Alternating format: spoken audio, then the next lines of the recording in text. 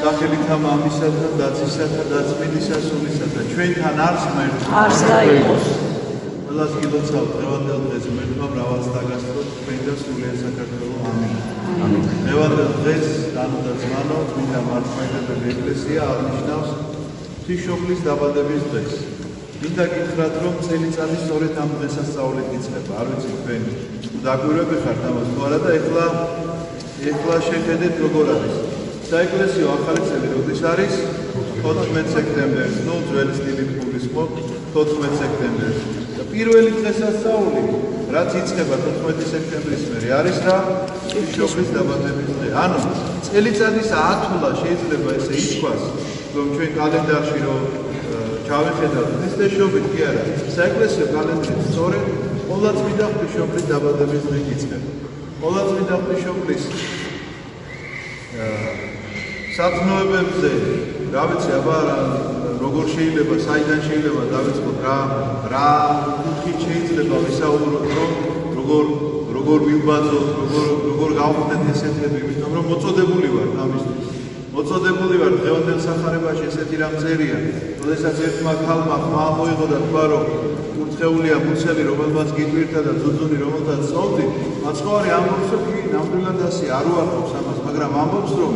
კურთხეულია არა მარტო ის არამედ კურთხეულია ყველა ვინც დაიტევს მოისმენს ღვთის სიტყვას და აღასრულებს მას რატომ ყოვლადწმინდა ღვთისმშობელი გახლავთ რომელმაც დაიტია ღვთის სიტყვა ეს არის ის პიროვნება რომელმაც დაიტია ღვთის სიტყვა ღვთის სიტყვა რომელიც მან მიიღო სიტყვა ღვთის არის იესო ქრისტე მაგრამ მის ხორციელებრივ მიღებამდე სანამ სული წმინდისაგან მასში ჩაისახებოდა მან ჯერ ისმინა ეს ყველაფერი და მოსმენა იცოდა მინდა გითხრათ და ღმერთს უსმენდა და ამის შემდგომ სიტყვის პირდაპირი მნიშვნელობით დამტენელი გახდა რომ ხორცი მისგან შეისხა ყოვლადწმინდა სამების მეორე იპოსტასმა რომელიც სიტყვა ღვთისა ასე იწოდება ის და ყველანი ამისთვის ვართ მოწოდებული და ყველა ადამიანში ამისი პოტენციალი როგორც დღეს სახარებაში წერია რომ ისეთივე ნეტარია ქრისტე მაცხოვარი ამას ამბობს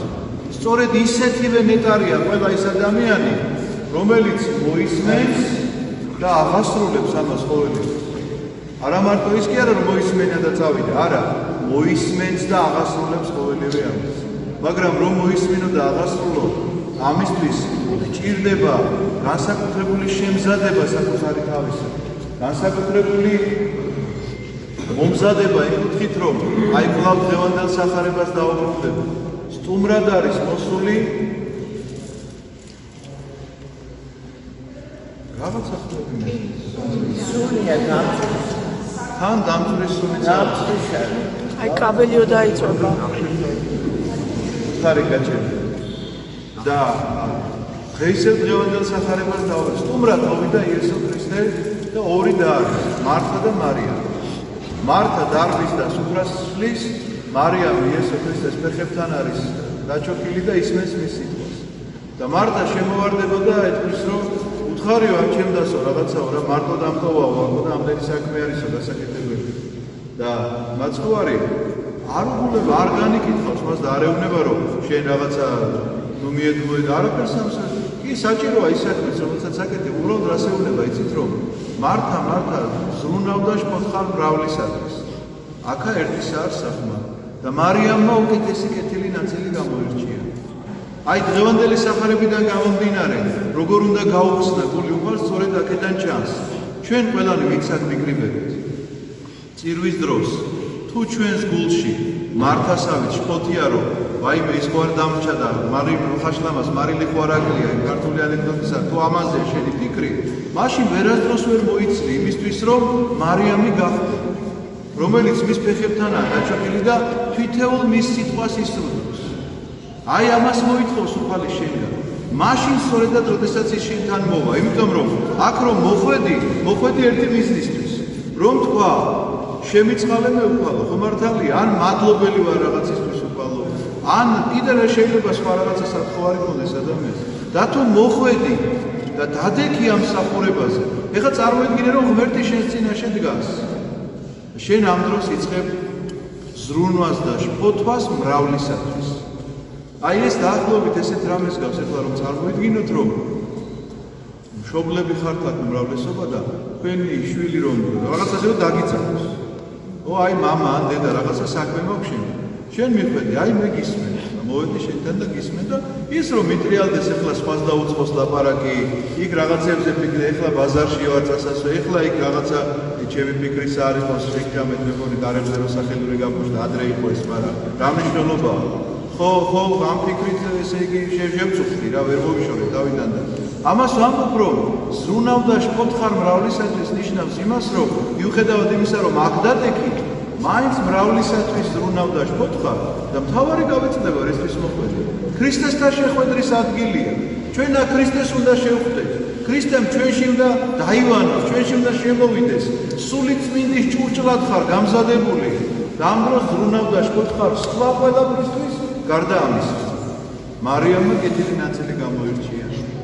რომელიც არასადა მიიღოს მისგან არასდროს არ წავა ეს კეთილი ნაწილი რომელიც მარიამმა გამოირჩია იმიტომ რომ დაივანა მასში ქრისტეს სიტყვამ და არა მარტო ისმინა არამედ აღასრულა ეს საკითხი ამიტომაც იფიქრეთ ასე იაზროვნეთ რომ წარდგები ღვთის წინაშე მოხვედი აქ ტაძარში ან სახლში როდესაც ხარ პირადი ლოცვაც მოგაქვს რაღაცა სახლში თუნდაც ერთი მცირე ლოცვას ამბობდე რომ წარდგები ღვთის წინაშე უნდა დაანებო თავის ზრუნვას და შფოთვას მრავლისათვის. დღევანდელი წირვა როგორც დავიწყე კიდევ შეგახსენებთ ამ სიტყვას. მდუმარება არ არის ის რომ არ ლაპარაკო. შეიძლება ბაგები შენი არ გამოსცემდნენ რაღაცა ბგერებს,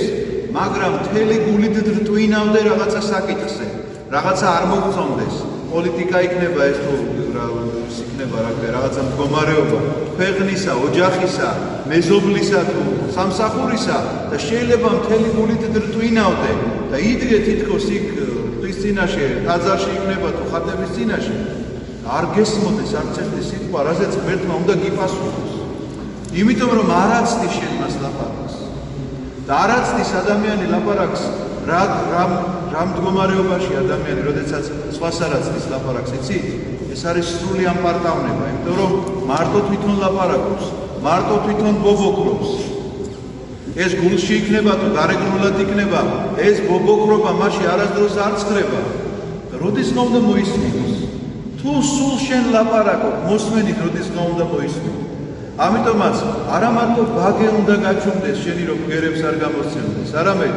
გულის გაჩუმება უნდა ისწავლო. ამ ბობოქრობისგან რაღაცა შეჩერება უნდა ისწავლო, რომ გაჩუმდე და სული მყუდროება ჩამოვარდეს შენში, რომ მოვიდეს შენამდე სიტყვა ღვთისა, რომელიც დაივანებს და როგორც მაცხოვარი ამბობს,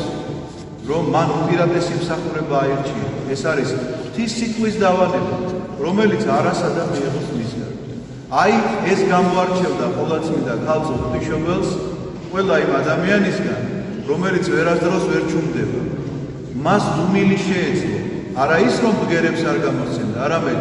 გულის დუმილი მყუდროება შეეძლო და ღმერთის სიტყვის მოსმენა შეეძლო. ამიტომაც ანგელოზი როდესაც მოვიდა და უთხრა რომ კურთხეულ ხარ შენ დედათა შორის და შენგან უნდა იშვას ღრმა, ყოვლადწმიდა ღვთისმშობლის პასუხი გაგაუვნებთ. აჰა მხევალი ღვთისა ეუბნები. იხავ ნებისაებ შენისა. იმიტომ რომ ერთადერთი რისი შიშიც აქვს ყოვლადწმიდა ღვთისმშობელს არ მოვიდეს წინააღმდეგობაში უფლის ნებასთან. სხვა შიში მას არ გააჩნიებს. ის არ ამბობს რომ მე თქვათ მეშინია რაღაცა გუაზროშიშები რო გვაქვს ხოლმე და რაღაცა დამოკიდებულება რო გვაქვს ან ჯანმრთელობის პრობლემის და ან კიდე ეკონომიური მდგომარეობა ხვალ როგორი იქნება და ან ახლობლის დაკარგვის და რა ვიცი ესეთი შიშები შემოდის ხოლმე ადამიანში საერთოდ უსაფუძვლოდ როგორც ფსალმონში წერია მუნ შეეშინდა სადა არა იყო შიში სადაც არ იყო არანაირი შიშის საჭიროება იქ ეშინია სწორედ ადამიანს და ყოვლადწმიდა ღვთისმშობელს ერთადერთი აქვს ეს შიში წინააღმდეგობაში არ მოვიდეს ღვთის ნებასთან ამიტომაც გახლავთ ის ნამდვილი სულიწმიდის ჭურჭელი ჯერ კიდევ მანამ სანამ მისგან იშვებოდა ღრმა ამიტომაც არის მისი რჩეულობა რომ უპირატესია ის ანგელოზებზე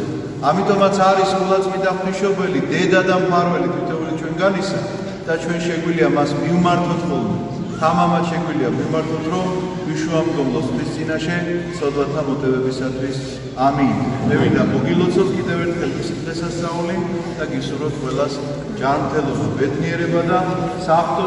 სიხარული, რომელმაც უნდა დაივანოთ თითოეულ ჩვენგანში.